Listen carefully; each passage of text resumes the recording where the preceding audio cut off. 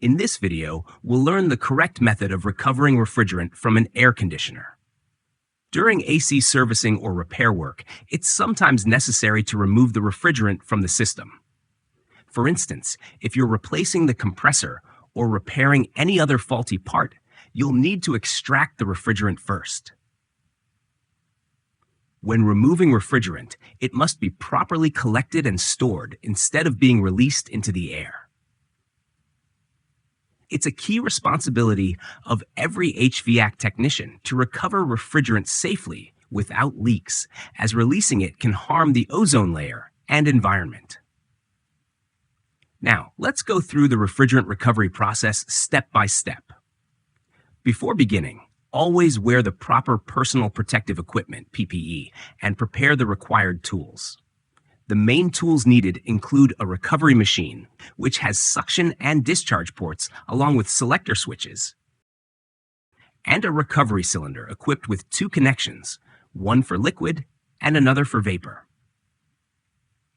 Next, you'll need a manifold gauge set. Start by switching off the AC unit completely. Then, connect the discharge port of the recovery machine to the liquid port on the recovery cylinder. We'll begin by recovering the liquid refrigerant first. Liquid refrigerant moves faster during recovery compared to vapor, so this step should always come first.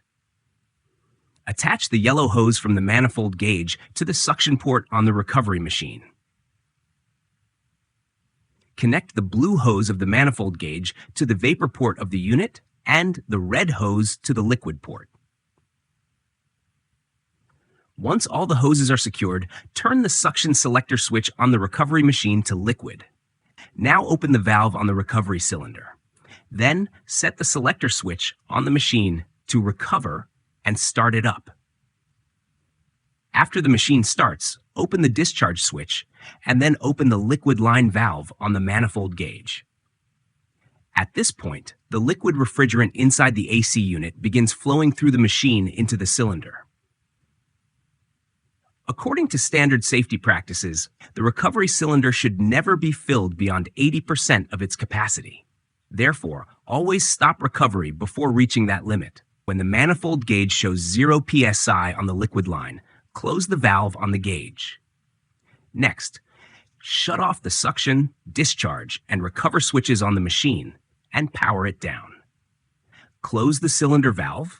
Disconnect the hose from the liquid side and reconnect it to the vapor side. Then open the valve on the vapor side of the cylinder. Change the suction selector on the machine to vapor, set the selector to recover, and open the discharge switch. Now, restart the recovery machine. After starting, open the vapor valve on the manifold gauge. This allows the vapor refrigerant in the AC to be recovered. Once the manifold gauge pressure drops to 0, close the manifold and cylinder valves, and then shut the discharge, suction, and selector switches on the machine. Finally, power off the recovery unit. And that's the complete process of refrigerant recovery. I hope this explanation helped you understand how refrigerant recovery is performed safely and correctly.